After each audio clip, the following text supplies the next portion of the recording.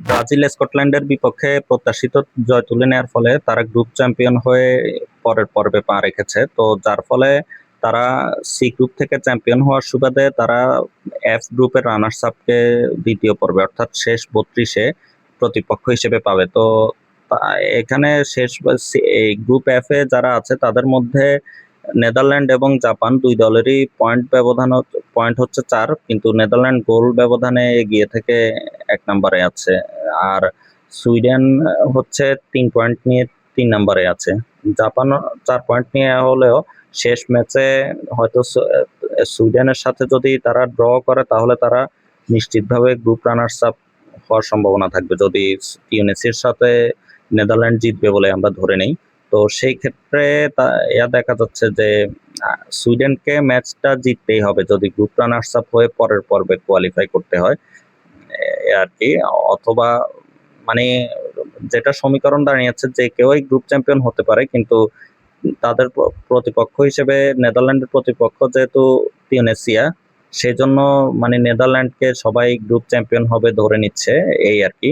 কারণ তিউনেসিয়া প্রথম 2 ম্যাচেই 5 গোল করে প্রতিপক্ষ তাদেরকে করেছে, গোল দিয়েছে, অর্থাৎ তারা 5টি গোল করে মোট 2 ম্যাচে 10 গোল কনসিড করেছে, যার কারণে এটা বলা হচ্ছে যে নেদারল্যান্ড নিজেদের গ্রুপে চ্যাম্পিয়ন হবে। আর নেদারল্যান্ডও নিশ্চয়ই চাইবে যে গ্রুপ চ্যাম্পিয়ন হিসেবে পরের পর্বে পা রাখতে, কারণ যদি গ্রুপ রানার্স আপ হয় তাহলে তারা সি গ্রুপে ব্রাজিলের মুখোমুখি হতে হবে। তো সেটা নেদারল্যান্ড যে চাইবে না এটা রোনাল্ড কোমেনও বলেছে এক সাক্ষাৎকারে, সংবাদ সম্মেলনে বলেছে। তো সেই হিসেবে আমরা ধরে নিচ্ছি যে জাপান অথবা সুইডেন ব্রাজিলের প্রতিপক্ষ হতে পারে।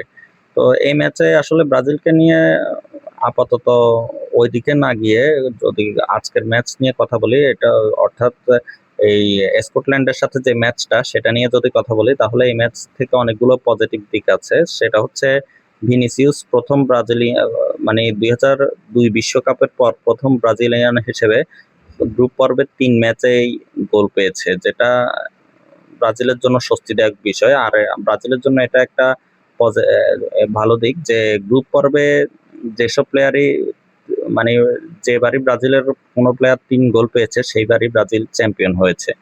এইরকমটা 70 বিশ্বকাপে জোয়ার্জিনহো গোল পেয়েছিল 3 ম্যাচে গ্রুপ পর্বে। জোয়ার্জিনহোর এটা আবার এক্ষেত্রে আলাদা করে জানিয়ে রাখি যে জোয়ার্জিনহো কিন্তু 70 বিশ্বকাপে সবগুলো ম্যাচেই গোল পেয়েছিল, এবং এটা এখন পর্যন্ত বিশ্বকাপের রেকর্ড যে একজন প্লেয়ার সব ম্যাচেই গোল করেছিল। সে 6 ম্যাচ খেলে 6 ম্যাচেই গোল পেয়েছিল। তো এরপরে হচ্ছে রোমারিও 94 বিশ্বকাপে গ্রুপ পর্বে 3 ম্যাচে গোল পেয়েছিল, এবং 2002 বিশ্বকাপে রোনালদো এবং রিভালদো উভয়ই 3 গোল করে মানে গ্রুপ পর্বে গোল করেছিল 3 ম্যাচেই। তো এই জন্য এটা ব্রাজিলিয়ান ফ্যানদের জন্য একদিক থেকে মানে সবাই একটা আশাবাদী হয়ে উঠছে, বিষয়টা এমন আর কি। যদিও এখনো অনেক পথ পাড়ি দেওয়া বাকি, গ্রুপ পর্ব মাত্র শেষ হলো, যদি ফাইনাল পর্যন্ত যেতে হয় অন্তত আরো 5টি ম্যাচ মানে 4টি ম্যাচ খেলে তারপর ফাইনালে পৌঁছানোর রাস্তা তৈরি হবে আর কি। 4টি ম্যাচ জিততে হবে আরো। তো এখন এই ম্যাচের যে পজিটিভ সাইনগুলো, এটাতে ভিনিসিয়াসের কথা তো গেল। এই ম্যাচে আবার একটা হতাশার বিষয় হচ্ছে ভিনিসিয়াসের একটা গোল বাতিল হয়ে যাওয়া, ফাউল ধরে যেটা রেফারি করেছে, ফাউল হিসেবে কাউন্ট করেছে, অথচ ফিফাও বলেছে যে এটা দিচ্ছে, এটা গোল ছিল, রেফারির এটা ভুল সিদ্ধান্ত ছিল। তো এটা হলে হয়তো ভিনিসিয়াস হ্যাট্রিকটা পেয়ে যেত, যেটা আসলে কাঙ্ক্ষিত বিষয়। বলে হ্যাট্রিক তো আর আসলে প্রতিদিন বলে করা যায় না। তো এটা হলে ভালো হতো, এখন না হওয়াতে আসলে কি করার আছে। কষ্ট আমাদের কষ্ট লেগেছে, কষ্ট লাগাটাই স্বাভাবিক এই আর কি। তো এই ক্ষেত্রে এখন যদি দলগত বলি, আরেকটা বিষয় হচ্ছে নেইমার এই ম্যাচে মাঠে নেমেছে অবশেষে। তো এটা আমাদের জন্য একটা স্বস্তির দিক যে নেইমারের মতো একজন প্লেয়ার মাঠে থাকা মানে এটা বিশাল বিষয়। তো নেইমার 13 মিনিটের মতো মনে হয় মাঠে ছিল, 13-14 মিনিট, 13-14 মিনিট না, আমার হিসেব মতে আমি যখন দেখেছিলাম তখন 75 মিনিট 43 সেকেন্ডের দিকে, 37 সেকেন্ডের দিকে প্ল্যাকার্ড করেছিল সাবস্টিটিউশনের জন্য সহকারী রেফারি। এরপর তো করেছে 43 সেকেন্ডের দিকে মাঠে নেমেছে আমার হিসেব মতে। তো সেই হিসেবে তো 15 মিনিট মানে 14 মিনিট তো এখানেই প্রায় হয়ে যায়, আবার অতিরিক্ত সময় সহ মোটামুটি অন এভারেজ মানে 20 মিনিট খেলেছে বলা চলে আর কি। তো 20 মিনিটের মধ্যে যেটা দেখলাম ওর নিয়ে স্ট্যাটিস্টিক্স, তাতে দেখা যাচ্ছে যে 3টি সুযোগ তৈরি করেছে। ম্যাচে সর্বোচ্চ সুযোগ তৈরি যারা করেছে পাকেতা এবং গুইমারেস, তারাও 4টি সুযোগ তৈরি করেছে। তো নেইমারের ক্যালিবারটা বোঝার জন্য আসলে এটাই যথেষ্ট যে নেইমার থাকা আর না থাকার মধ্যে পার্থক্যটা কি। তবে নেইমার এই মুহূর্তে আসলে যেটা দেখতে পাচ্ছি, মানে মনে হচ্ছে যে ব্রাজিলের স্কোয়াডে প্রথম একাদশে সে জায়গা পায় কিনা এটা দেখার বিষয় সামনের ম্যাচগুলোতে। কারণ হচ্ছে ব্রাজিলের যে মিডফিল্ড সেটআপ, সেটাতে ব্রুনো গুইমারেস এবং এই কাসেমিরো, এই দুজনের মধ্যে ডাবল পিভটে খেলানোর চেষ্টা করছে কার্লো আনচেলত্তি। যদিও কাসেমিরোর ফর্মটা খুব একটা বা পারফরমেন্সটা খুব একটা সন্তোষজনক না। তো আর একজন হচ্ছে পাকেতা। এখন ক্যাসিমিরোকে যদি রিপ্লেস করা হয় তাহলে ক্যাসিমিরোর জায়গায় ফ্যাবিনহোই খেলবে, কারণ নেইমারকে দিয়ে তো আর ক্যাসিমিরোর কাজ চালানো যাবে না। যেটা করতে পারবে সেটা হচ্ছে ফ্যাবিনহো হয়তো কিছুটা করতে পারে।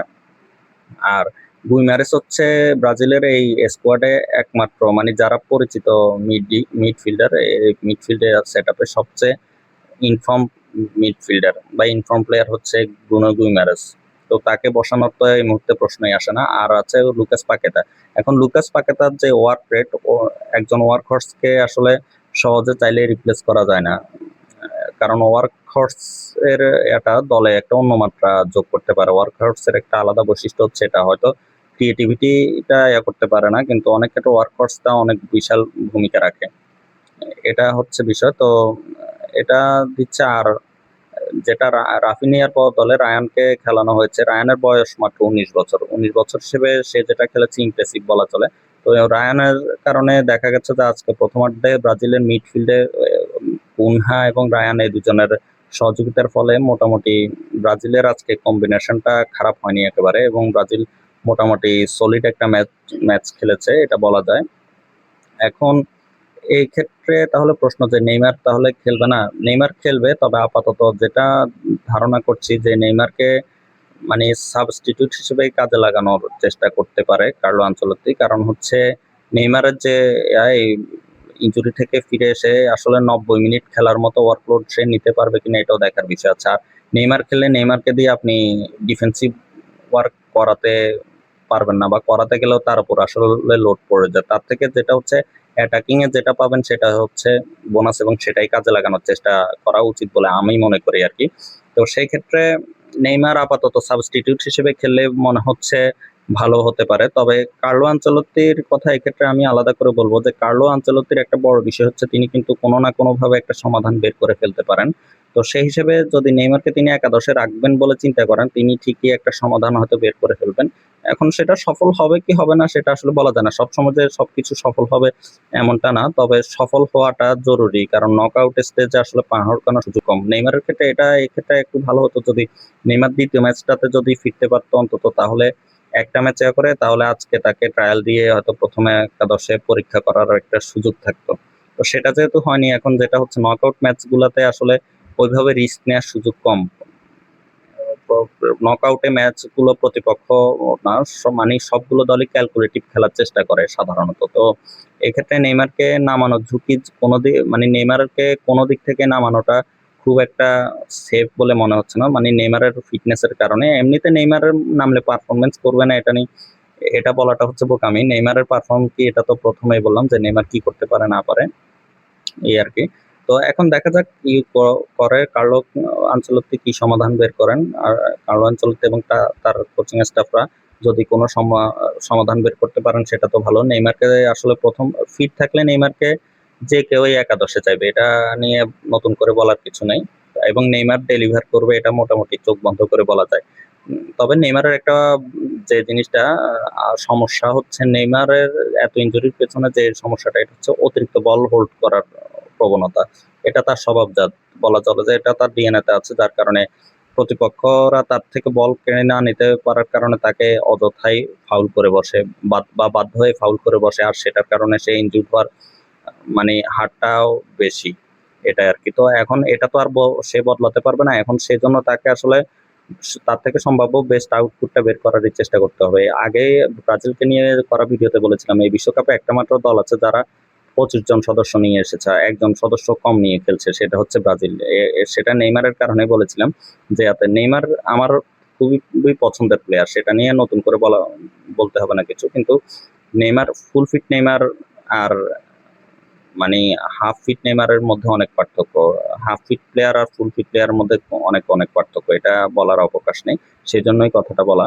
তো যাই হোক, দেখা যাক সামনের দিনগুলোতে ব্রাজিল কি করে। ব্রাজিল তো যেহেতু আমার ফেভারিট টিম, তা ব্রাজিলের জন্য অবশ্যই শুভকামনা রইলো, আর ব্রাজিলিয়ান ফ্যানদের জন্য শুভকামনা রইলো। উপভোগ করুন এবং আশা করি নেইমার তার ফিটনেস ধরে রেখে তার সেরা খেলাটা খেলতে পারবে। যে বা যে একাদশে যেভাবেই নামুক, শুরুতে নামুক বা বেঞ্চ থেকে নামুক, সে তার অবদানটা রাখতে পারবে ভালোভাবে, এটা আশা করি, এবং সুস্থ থেকে বিশ্বকাপের বাকি পথটা পাড়ি দিতে পারবে, এটা এই কামনা করি। তো সবাই ভালো থাকুন, সুস্থ থাকুন, আর খেলা উপভোগ করতে থাকুন। আর আমার YouTube channel the sports lab, সেটাতে আপনারা সাবস্ক্রাইব করে রাখতে পারেন, তাহলে আমার ভিডিওগুলো আপনারা নিয়মিতভাবে পাবেন আর কি সেখানে। ধন্যবাদ সবাইকে।